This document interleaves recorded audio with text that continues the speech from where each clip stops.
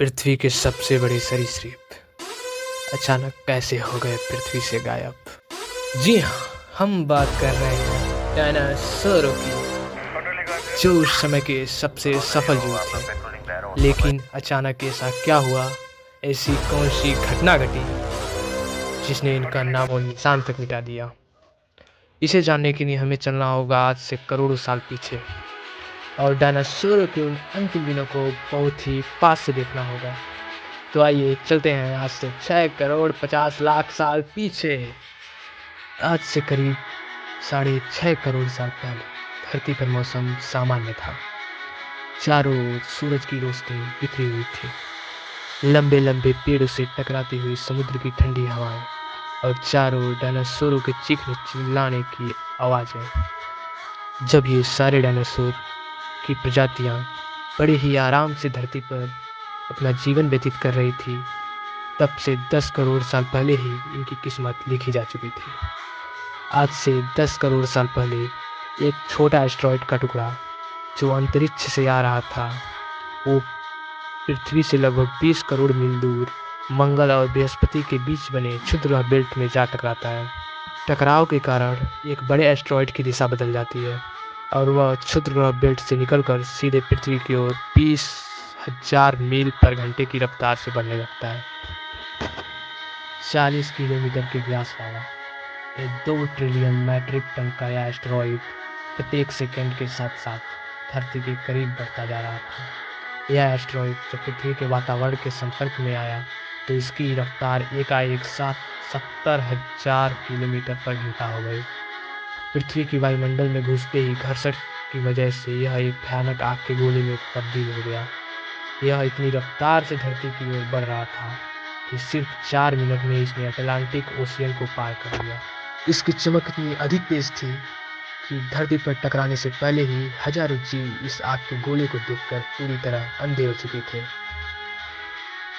ये जीव उस उल्का को देख तो नहीं पा रहे थे, लेकिन उसकी भयानक गर्मी को महसूस कर रहे थे। कुछ ही क्षण में यह एस्टेरॉयड मैक्सिको की खाड़ी के पास जमीन से जा टकराता है और लगभग 35,000 डिग्री सेंटीग्रेड की ऊर्जा वाला एक भयानक विस्फोट होता है। इस टकराव का विस्फोट लगभग 10 हाइड्रोजन बम के बराबर था। यह विस्फोट इतना शक्तिशाली था कि इसके टकराते ही धरती की लाखों टन धातु अंतरिक्ष में चली गई। टकराव वाली जगह पर 180 किलोमीटर चौड़ा और 20 किलोमीटर गहरा गड्ढा बन गया। विस्फोट के कारण इस गड्ढे के सारा मेटल और पत्थर आसमान में धूल के बड़े बड़े बादलों में तब्दील हो गया। 16 मिनट 40 सेकंड बाद जमीनी टकराव की वजह से धरती के अंदर चारों ओर 11.1 तीव्रता की भूकंपीय तरंगें उठने लगी। इस वजह से समुद्र में विशालकाय लहरों का निर्माण हुआ और एक के बाद एक सुनामी की लहरें चारों तरफ बढ़ने लगी। भूकंपीय तरंगों ने सभी सक्रिय ज्वालामुखियों को दहला दिया, जिसके कारण जगह जगह डायनासोरों का विनाश शुरू हो गया। धरती के महाविनाश की प्रक्रिया आरंभ हो चुकी थी। इस महाभयानक विस्फोट में रेडिएशन की मात्रा इतनी बढ़ गई कि इसके 800 किलोमीटर के दायरे में आने वाले सभी जीव जलकर पूरी तरह राख के ढेर में बदल गए।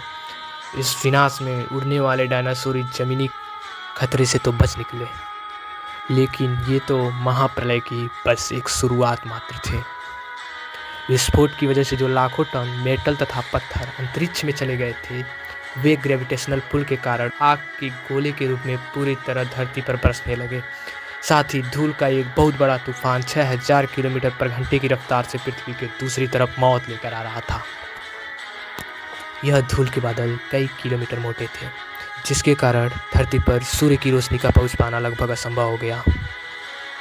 गर्म हवाओं का तापमान 100 डिग्री सेंटीग्रेड से ज़्यादा हो जाने के कारण धरती पर लगभग पेड़ पौधों की सारी आबादियाँ जलकर खाक हो गई थी। विस्फोट के 90 मिनट बाद धरती का तापमान 200 डिग्री सेंटीग्रेड तक बढ़ गया। इसकी वजह से जो डायनासोर विस्फोट के इलाकों से कोसों मील दूर थे, वे भी इस भयानक गर्मी से नहीं बच सके। इस महाप्रलय से धरती की कुल 90% प्रजातियां पूरी तरह खत्म हो चुकी थीं और जो 10% जीव धरती पर बच गए थे, उनमें से भी सिर्फ वही जीव सरवाइव कर सके जिनका वजन 30 किलोग्राम से कम था।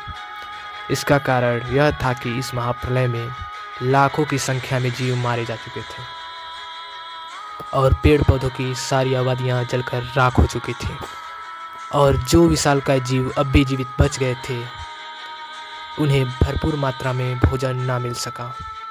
लेकिन यह महाप्रलय किसी अन्य जीव के लिए फायदेमंद साबित होने वाला था। धरती पर डायनासोरों का अंत एक छोटी प्रजाति के लिए सुनहरा अवसर लेकर आया, और वो प्रजाति थी मैमल्स की। क्या थे ये मैमल्स, कैसे बच गए महाप्रलय से, डायनासोरों के अंत के बाद इंसान इस धरती पर कैसे और कहां से आए, इसकी चर्चा हम अपने अगली वीडियो में करेंगे। धन्यवाद।